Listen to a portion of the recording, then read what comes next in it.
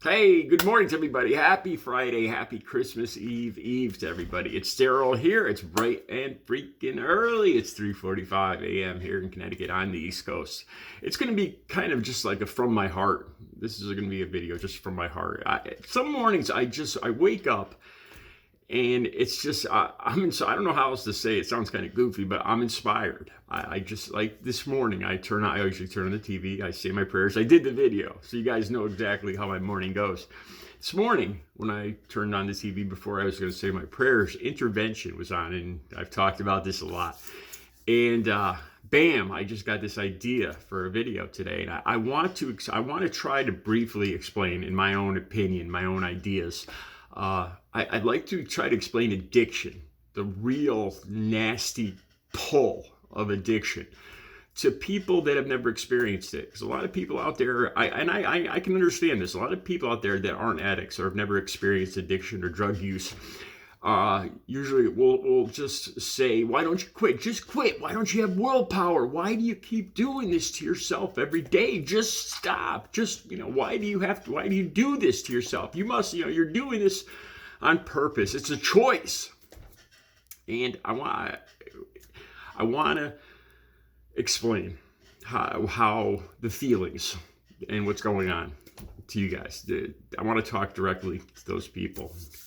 Okay, yesterday's video. Yesterday, honestly, I'll be flat out honest. I don't check the analytics or I came across one comment I'm going to talk about.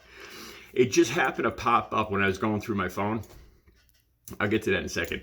Yesterday's video was a video that I have a hard time saying this, but I was very proud of. It was about three different subjects that I just was. It was three things a couple things that were just bothering me yesterday, and after reviewing the video myself, I felt confident. I felt happy with the way it came out. Then this morning, there were more articles about Zelensky, and I'll try to find the link for this again. There was a specific article about why people on the right, including the people I talked about. This article just came out after I did the video. And when that happens, it feels like I feel like I hit the hammer on the head. Like I picked the right subject. This is something that other people are talking about. This is something that other people are thinking about. So I felt good about yesterday's video. Anyway, yesterday, so one comment, I'm paging through, and I try not to read the comments unless I'm going to read them all, and I'm going to commit to answering them and all that. But it just happened to it caught my vision.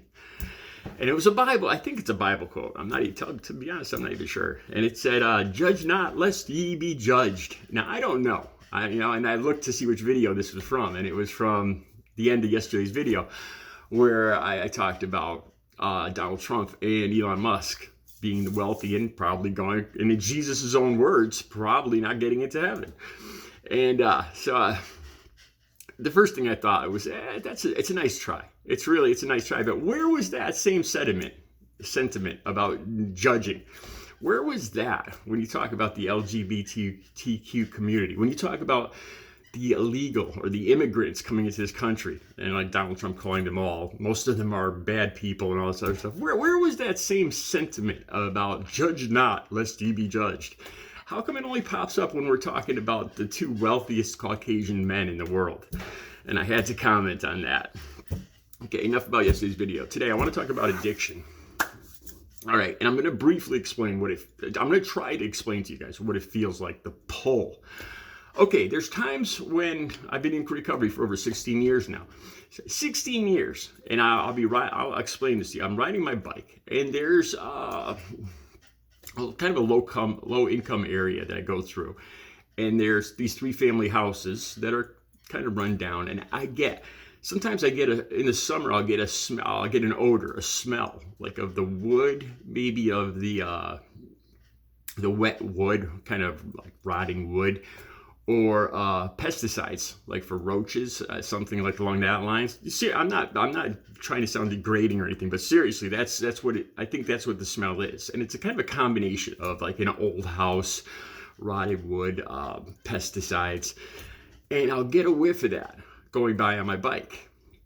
And you think that would be a disgusting, that's like, you wouldn't want to smell that. But when I smell that, even after 16 years, I get this, the only way I could describe it is a feeling of nostalgia.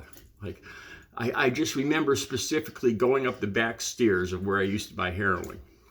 And I remember specifically when my dealer asked that I bring him over, that I buy him a whole chicken dinner at Kentucky Fried Chicken, and I bring it over to him and deliver it to him in order for him to sell to me. And I went up the back stairs in the dark, and I fell over everything, and I fell down, and I remember smelling that smell. And every time I still smell it, it's 16 years later. And I don't feel disgusted. I don't feel frightened or angry.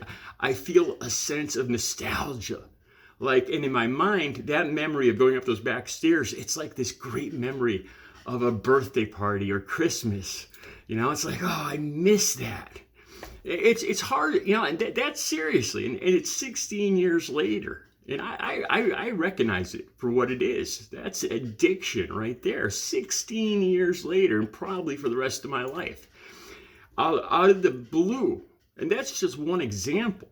There's visual stuff. There's auditory stuff that I'll hear. Spanish music. I'm not picking on Spanish, but this is what it reminds me. It's an instant sense of nostalgia.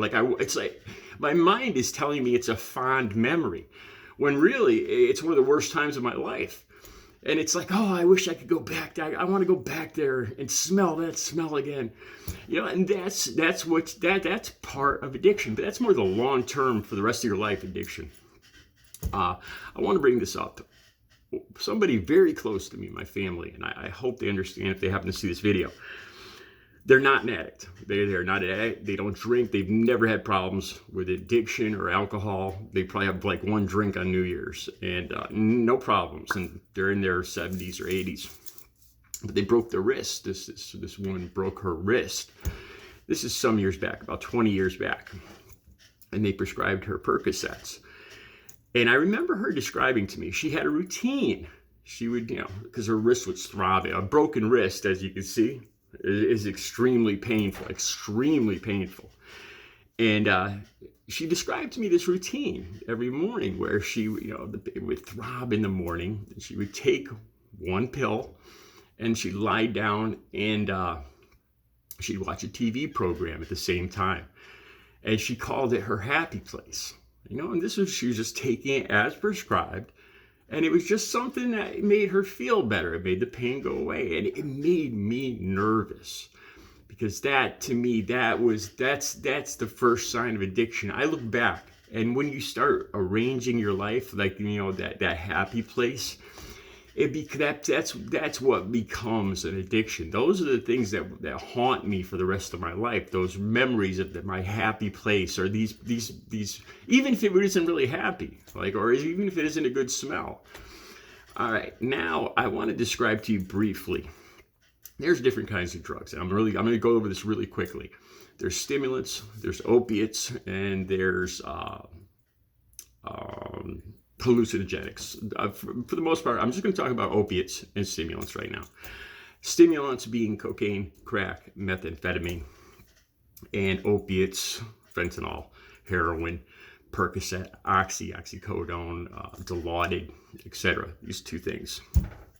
And the way I understand this, I'm not a doctor, I'm not a recovery expert or anything like that, but I realize now it affects the neurotransmitters in your brain. I'm going to talk about the immediate effects, the pull, the extremely uncomfortable feeling. This doesn't happen. I looking back, this didn't happen. These uncomfortable, addictive feelings didn't happen the second time I took them. And that's part of the lure, part of the evilness of these drugs. Is I don't remember these terrible pulls, these feelings, these addictions starting the first time. With the stimulants, it's immediate. After you take that last hit, that last pull, you sit there and you are so extremely uncomfortable because the first hit you go up and it shoots off all your neurotransmitters, all those pleasurable feelings, and it's just like the best day. It's Christmas at Disneyland, having sex, and you know, it's the best day ever. But then you go down quickly. So the next hit, you don't go up quite as far, and then you go down further. And each time you go up a little less, but down further. Then when you run out of drugs and you're sitting there all you're feeling is this. It's hard to describe if you've never felt this before. When these neurotransmitters are all spent, all those good feeling that people naturally feel. Washing your car, you feel good. Going to work, getting home, kissing your wife, you feel good.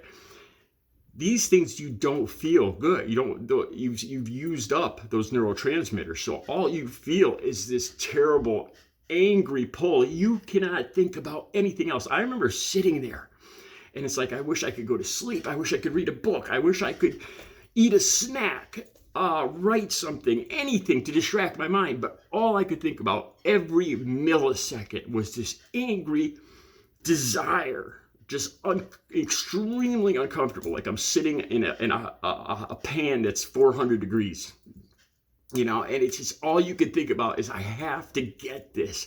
I have to feel better. And this is the only thing. It's just a laser pull right towards only one thing. And it's that another hit of that drug. And it's immediate with stimulants.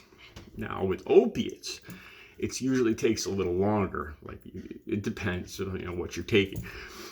And it's a physical thing. On top of that, that's just a mental thing with stimulants. But with opiates, it's even worse because it's mental, just like the stimulants, but it's also physical, where you start getting this ungodly, they call it, this is where they get the term monkey on your back, restless leg syndrome, except it's in your arms and your legs. You can't stay still.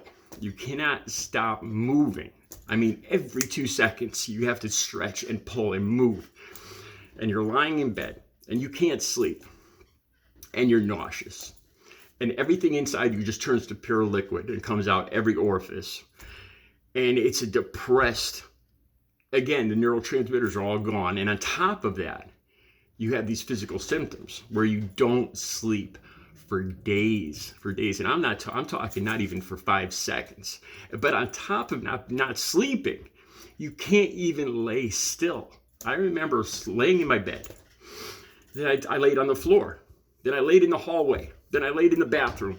I laid on the kitchen table. I'm not kidding.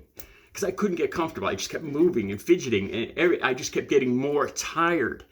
But I couldn't sleep. Not only could I not sleep, I couldn't even stay still for 2 seconds. I just had to keep moving. And I just got more tired and more exhausted and more anxiety. And your brain, it's like a skipping record where you just keep thinking of the same thing over and over and over and over. And you cannot think about anything else.